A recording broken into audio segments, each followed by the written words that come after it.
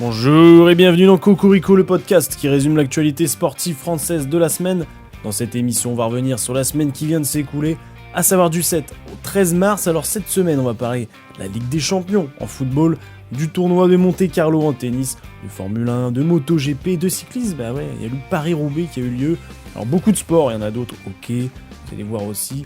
Alors restez jusqu'à la fin aussi parce que les infos rapides, elles sont croustillantes cette semaine. Alors on reprend l'actualité sportive tout de suite. Mettez votre short, allez faire du sport, ou alors faites une petite sieste, tout simplement. Allez, c'est parti.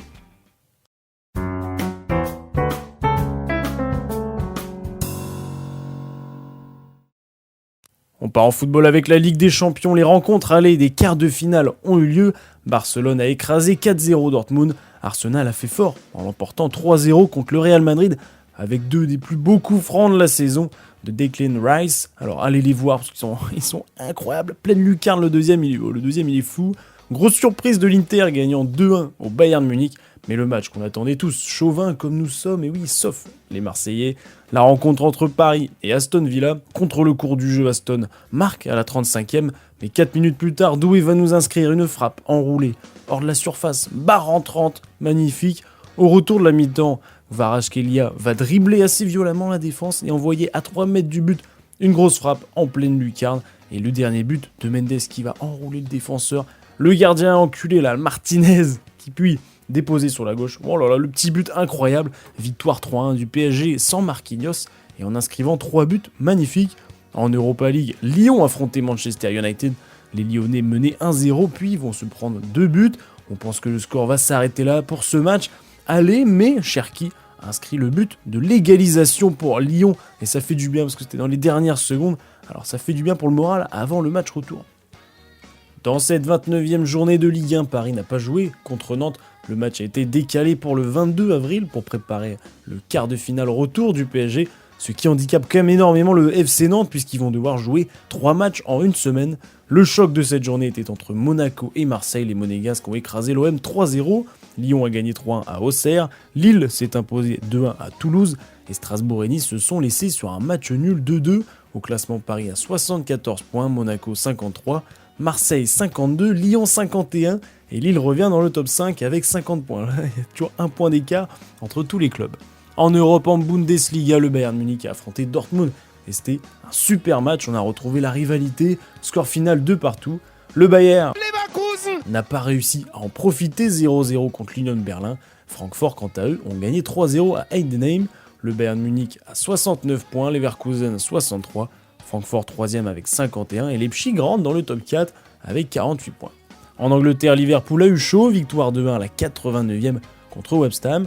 Arsenal a fait 1-1 contre Brentford et Nottingham perd une nouvelle fois 1-0 contre Everton. Liverpool au classement est devant à 76 points, Arsenal 63, Nottingham 57, Newcastle 56 et le top 5 finit par City avec 55 points. En Espagne, Barcelone a gagné 1-0 à Leganés. Le Real, dans un match plus que mauvais avec un carton rouge de Mbappé pour un vilain geste, a quand même gagné 1-0 à Alaves grâce au but de Camavinga. Et l'Atlético va jouer ce soir contre Valladolid. Au classement, le Barça reste premier avec 70 points, le Real 66 et l'Atlético 60 avant leur match. Et pour terminer en Italie, l'Inter a gagné 3-1 à Cagliari. L'Atalanta l'emporte face à Bologne 2-0. Et succès de la Juve 2-1 contre Lecce. Alors Naples va jouer ce soir aussi contre l'Empoli, donc on va voir. Au classement, l'Inter a 71 points, Naples 65 avant son match, Atalanta 61 et la Juve 59. Le Master 1000 de Monte-Carlo a eu lieu cette semaine pour les hommes en tennis, l'un des derniers Master 1000 se jouant en une semaine. Et ça fait du bien, c'est quand même plus dynamique, ça enchaîne, les joueurs peuvent se reposer entre les tournois, donc c'est mieux. Énorme parcours du français Arthur Fils, qui aurait pu espérer malheureusement mieux. Il a joué contre Carlos Alcaraz en quart de finale. Il était clairement au-dessus au niveau du jeu, mais ça s'est joué au mental. Fils a fait des fautes là où il ne fallait pas et a perdu en 3-7. On a retrouvé l'Espagnol Alcaraz en finale contre l'Italien en forme Musetti.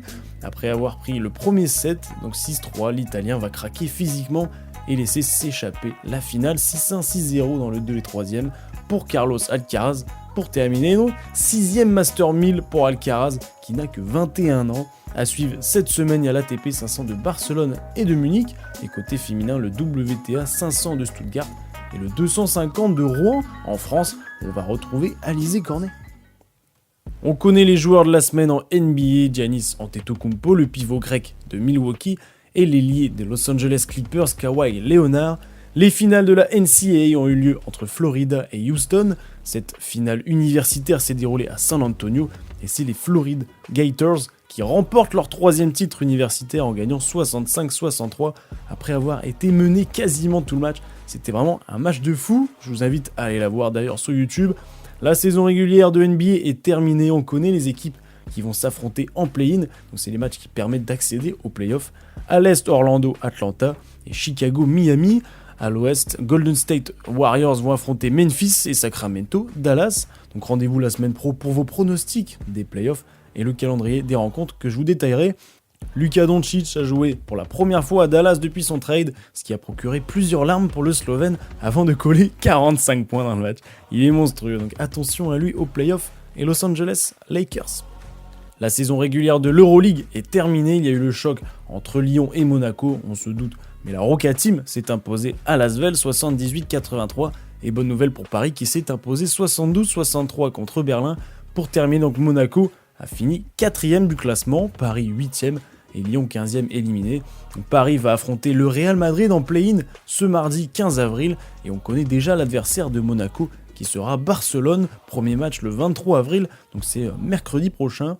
En Eurocoupe, on connaît le gagnant, la finale était entre Gran Canaria et Hapoel Tel Aviv, et c'est le club israélien qui a remporté les 2 rencontres et repart avec le trophée. Et pour terminer en Betclic Elite, donc la ligue française, les 4 premiers ont gagné, Monaco 86-72 contre Saint-Quentin, Paris a gagné 91-98 à Bourg-en-Bresse, Lyon succès 74-77 au Portel, et Cholet a gagné 88-78 contre Nanterre. Monaco, Paris et Lyon sont encore premiers ex-aequo, Cholet est 4e, Bourg-en-Bresse 5e.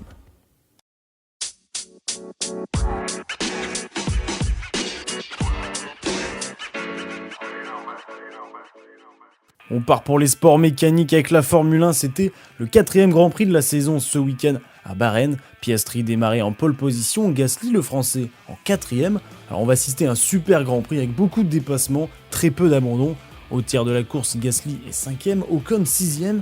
Au 32e tour, safety car, dû à un accrochage entre Tsunoda et Carlos Sainz, ce qui rassemble tous les pilotes. Il va y avoir beaucoup de duels entre Ferrari et McLaren. Sainz va être le seul à abandonner dans ce Grand Prix à cause de cet accrochage. Aux 5 tours avant la fin, Russell, 2e avec 10 secondes d'avance, commence à avoir des problèmes de changement de vitesse. En parallèle, Piastri, qui a commencé premier, va terminer premier et remporter son 2e Grand Prix de la saison devant Russell quand même, qui a perdu tout son retard mais a réussi à défendre sa 3e place, et Lando Norris finit 3e. Belle opération de Pierre Gasly le français qui termine 7e, Ocon est 8e et Isaac Hadjar est 13e au classement. Norris à 77 points, Piastri 74 et Verstappen 69. Le prochain Grand Prix c'est ce week-end, ça enchaîne en Arabie Saoudite. C'était le 4e Grand Prix de la saison ce week-end en MotoGP au Qatar. Marc Marquez a remporté le sprint au samedi et empoche 12 points. En pole position de la course principale, nous avions Marc Marquez et une belle surprise avec Fabio Quartararo 3e et Johan Zarco 7e. Excellent Grand Prix aussi, comme la Formule 1, beaucoup d'audace, de dépassement. Viñales va faire une course de dingue en démarrant 6e et en prenant la première place durant beaucoup de tours. Morbidelli et Bagnaia vont nous offrir une belle bataille en milieu de course. Zarco qui gratte et qui passe 4e. Mauvaise nouvelle pour Jorge Martin, le vainqueur de la MotoGP la saison précédente, qui revenait tout juste d'une blessure de la main et qui s'est de nouveau blessé. Il devrait être hospitalisé pour cause de dégâts au niveau de la cage thoracique, donc on espère que c'est pas trop grave. Marc Marquez va réussir à dépasser Viñales et s'imposer dans ce Grand Prix du Qatar pour une 65e victoire en MotoGP et une 3e déjà cette saison devant Bagnaia 2e et Morbidelli 3e. Zarco termine 4e quand même et Fabio Quartararo 7e. Au classement, Marquez à 123 points, Alex son frère 106 et Bagnaia 3e 97. Zarco se rapproche petit à petit du top 5 avec 38 points parce qu'il est 6e. Le prochain Grand Prix c'est en Espagne dans 2 semaines. Il y a eu l'UFC 314 à Miami en MMA, 2 main events, le premier entre l'anglais Paddy Pimblett et l'américain vétéran Michael Chandler. Pimblett est plus grand et touche plus que Chandler. L'américain tente de les amener au sol mais Pimblett contre très bien. L'anglais est bien au-dessus et c'est même lui qui amène au sol l'américain. Chandler saigne de partout, il se fait enchaîner au sol et l'anglais Paddy Pimblett réalise un match incroyable pour son premier match en 5 rounds. Il va même pas aller jusqu'au bout parce qu'il va aller à 3e round puisqu'il met KO Chandler l'américain dans le 3e et l'arbitre arrête le match. Le deuxième main event entre l'Australien Alexander Volkanovski et le Brésilien Diego Lopes pour prendre la ceinture des moins de 66 kg.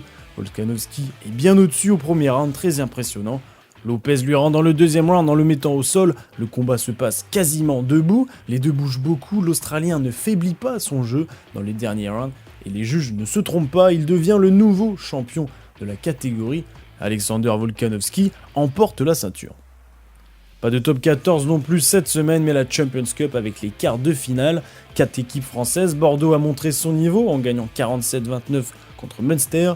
Castres s'est pris une piquette 51-16 à Northampton et le choc était entre Toulon et le Stade Toulousain. Ça va se jouer à une pénalité dans les dernières secondes. Ça faisait 18 partout et Thomas Ramos va donner la victoire à Toulouse 18-21. Les demi-finales seront malheureusement alors Leinster, Northampton et surtout Bordeaux, Stade Toulousain. Donc les deux équipes françaises qui se rencontrent en demi-finale. Nouveau monument ce week-end en cyclisme et pas n'importe lequel, Paris-Roubaix connu pour ses sections pavées. Il y avait du gros nom, Pogačar, Van der Poel, Pedersen, Van Aert. Alors 259 km, 55 km de pavés, plusieurs shoots, des crevaisons, notamment Filippo Ganna, l'un des favoris. À 100 km de l'arrivée, Tadej Pogačar, le champion du monde, accélère pour écarter les groupes. À 87 km de la fin, c'est Mathieu Van der Poel qui attaque le groupe de tête et devient de plus en plus petit. Pedersen va crever à 70 km de la fin, mais Pogačar attaque au même moment, mais ça ne conclut pas. On se retrouve à 45 km de l'arrivée, Pogačar accélère une nouvelle fois et cette attaque va laisser Van der Poel et Pogačar seuls en tête. La bataille pour la victoire commence, énorme sensation. À 38 km de la fin, Pogačar chute légèrement dans un virage. Van der Poel en profite pour accélérer et prendre de l'avance. Il prend jusqu'à 1 minute d'avance, il va même crever à 15 km de la fin. Sans incidence puisqu'il perd quasi pas de temps, enfin quelques secondes. Puis Mathieu Van der Poel va s'imposer au Vélodrome de Roubaix pour la 3e fois, 8e monument pour lui. Quelle saison en cyclisme, franchement on se régale. Et côté féminin, Cocorico avec Pauline Ferrand-Prévot, 148 km de course, dont 30 km de pavé. Présente et favorite de la course, Marianne Vos, qui a 250 victoires en carrière. À 36 km de la fin, 30 coureuses sont réunies et Pauline Ferrand-Prévot attaque à 25 km de l'arrivée et qui fonctionne puisqu'elle va prendre jusqu'à 1 minute d'avance et remporter le Paris-Roubaix, première française à remporter l'Enfer du Nord. Bon, ça fait 5 ans que la course existe, mais quand même, vous connaissez forcément Pauline puisqu'à la base, elle vient du VTT, elle est championne du monde, championne olympique aussi à Paris de tout terrain. Elle avait décidé de revenir sur route cette saison et de participer à cette course qu'elle a finalement gagnée, elle est trop forte. Elle a tout gagné en VTT. Et elle l'a fait, le dernier virage pour Pauline Ferrand-Prévot. Elle peut savourer Pauline Ferrand-Prévot, remporte Paris-Roubaix 8 mois après son titre olympique à Paris. Elle devient la première française à remporter l'Enfer du Nord. Monumental Pauline Ferrand-Prévot, bravo et merci Pauline. Elle a même annoncé participer et vouloir gagner le Tour de France dans les 2-3 ans, à suivre avec impatience.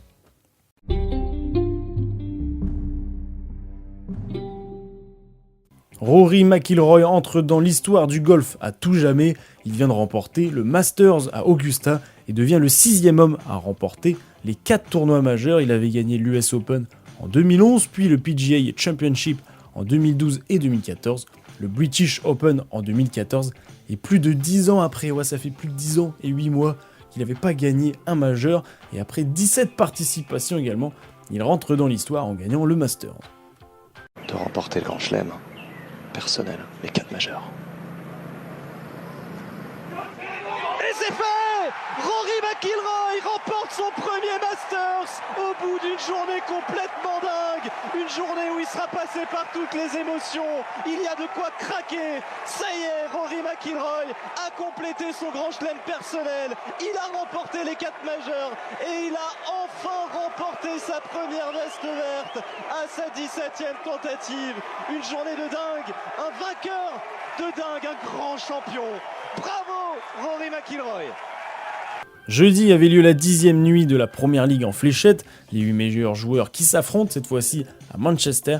on a eu une finale de dingue entre Nathan Aspinall, monstrueux depuis quelques semaines, et le numéro 1 mondial Luke Humphries, toujours aussi impressionnant.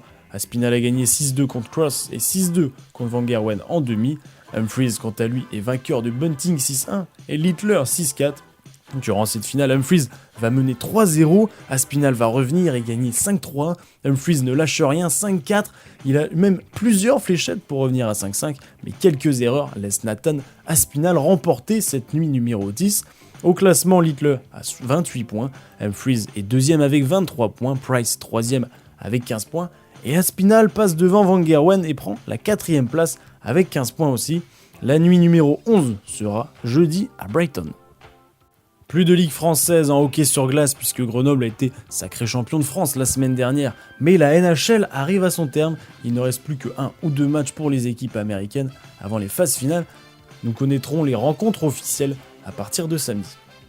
En Star League, la ligue française de handball, pas de changement au haut du classement puisque les 3 premiers ont gagné. Paris a gagné 36-25 contre Toulouse, Nantes l'emporte 30-38 à Limoges et Montpellier facile 38-26 à Créteil. Au classement, Paris est premier avec 43 points, Nantes suit derrière avec 40, Montpellier 39 et Saint-Raphaël 4ème avec 27 points. Mais il y a eu aussi les demi-finales de la Coupe de France, le PSG s'est imposé pour une deuxième fois dans la semaine, cette fois-ci 39-27 contre Chambéry et seront rejoints par Montpellier, vainqueur de Limoges 25-31, la finale sera le 18 mai. En volleyball, on connaît pratiquement les demi-finales des phases finales. Ça fait beaucoup de finales. De la Spike League, j'ai bugué un peu. Montpellier a gagné 3-1 contre Cannes. Tours a gagné 3-0 contre Nice. Chaumont également 3-0 contre Toulouse. Et là, on attend le résultat entre Tourcoing et Poitiers puisque ça fait 2 partout. Et ça sera le 5e match est prévu donc vendredi soir, donc le 18 avril. On termine par les infos rapides, la meilleure partie de toute façon. Et cette semaine, j'aime bien les news, là, elles sont variées. Nakamura, le joueur de foot japonais de Reims, a inscrit son 10e but de la saison contre Lens donc ce week-end. Et il devient le premier japonais à réaliser cette performance. Autre info en football, Mohamed Salah, l'attaquant de Liverpool, a annoncé renouveler son contrat avec les Reds jusqu'en 2027. Carlos Alcaraz a publié la bande-annonce de son documentaire qui va sortir sur Netflix le 23 avril, qui va s'intituler A mi manera, donc à ma manière, avec mon beau espagnol. Autre documentaire, et cette fois-ci un athlète français, Axel Alétru, représentant de la résilience et de la combativité professionnelle en motocross. Il chute à 20 ans durant une course qui le paralyse les 2 jambes. Il va combattre et retrouver l'usage de quelques muscles dans le bas du corps qui lui permet de se déplacer. Il va quasiment participer au JO de Rio en 2016 en handisport et le premier vainqueur handicapé du Dakar devant les valides. C'est quand même exceptionnel. Puis il s'est lancé le défi de prendre le départ de l'Enduropal 2024, donc l'année dernière. Son rêve était de redevenir, on va dire, pilote de motocross. Et ça, vous allez voir et vous allez pouvoir le suivre sur Canal+. Il y a eu le marathon de Paris ce week-end pour y être allé, je peux vous dire. L'ambiance était dingue. 57 000 coureurs au départ, 51% des coureurs qui le faisaient pour la première fois. Ça, c'est fou, je trouve. C'est le Kenyan Bernard Biwott qui l'emporte en 2h05. Et chez les femmes, l'Éthiopienne Betatou Irpa en 2h20. Sur les 57 000 coureurs, plus de 55 000 pour le terminer. Donc je ne sais pas à peu près les stats, mais ça va faire au moins 95%. Voilà, le score est fabuleux, la donnée est folle. En parlant de marathon, le premier marathon en Corée du Nord a eu lieu à Pyongyang après 6 ans d'arrêt. Il y a même des athlètes étrangers qui étaient autorisés. Et ce sont 2 Nord-Coréens qui ont gagné, évidemment. Paul Pogba a signé dans un nouveau club, il rejoint le Leka Football. Donc c'est un club de 2e division portugaise. Cocorico avec Sacha Zoya qui remporte le 100 mètres du Grand Slam Track de Kingston en Jamaïque avec un temps de 10 secondes 55 alors qu'il avait fini 2e du 110 mètres haies la veille. Mais l'autre bonne nouvelle, c'est qu'il remporte tout de même 100 000 $ promis au vainqueur. Et nous annonce en rigolant qu'il va utiliser l'argent pour trouver un appartement à Paris. Et je voulais terminer par une histoire et un combat qui continue, celui de la misogynie dans le sport. Pauline Payet, numéro 45 française, en a fait son combat assez intéressant à suivre dans le tennis. Elle vous explique tout ça.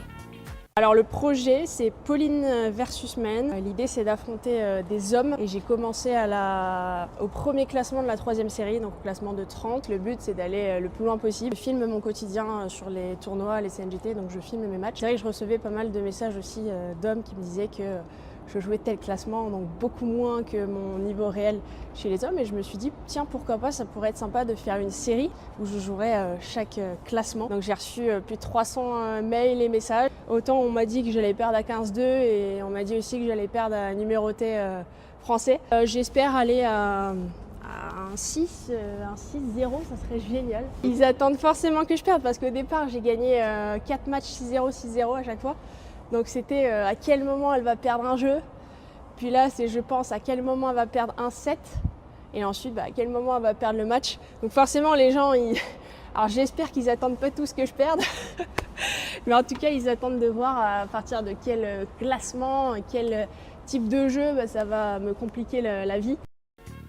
Vous pouvez suivre l'aventure sur Insta, son compte Pauline Payet. Alors tout le monde y va de son pronostic dans la rigolade, même l'entraîneur français de Daniil Medvedev, Gilles Servara, qui elle a rencontré, lui donne un prono dans une défaite autour de 3-6, 2-6. Alors à suivre pour cette aventure.